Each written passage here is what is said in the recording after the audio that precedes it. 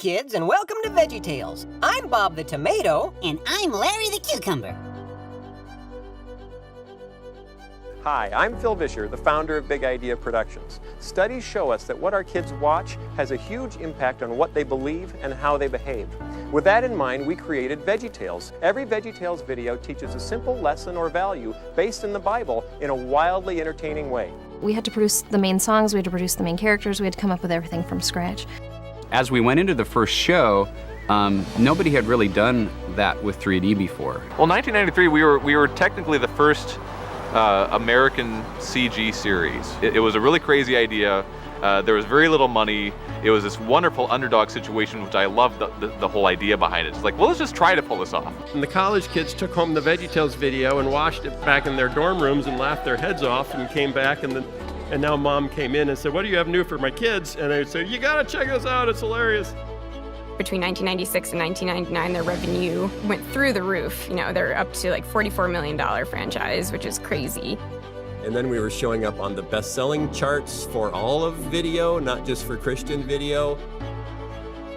Veggietales was the #1 selling kids video in the world, non-theatrical. To me, that was indication that God wanted me to build what I thought could be, a Christian Disney. But now we can't wait for you to see our next show, 3-2-1 Penguins, and meet Zidgel, Fidgel, Midgel, and Kevin, the wackiest space explorers ever to leave our solar system. I helped to create the 2D Larryboy animated show. That was one of the first Flash animated cartoons anywhere. From just a few guys on a single computer to a company of more than 200 people in less than a decade. We've added people like Michael Spooner, Tim Hodge, and Tom Bancroft from Disney Feature Animation, who've worked on films like Mulan and The Lion King.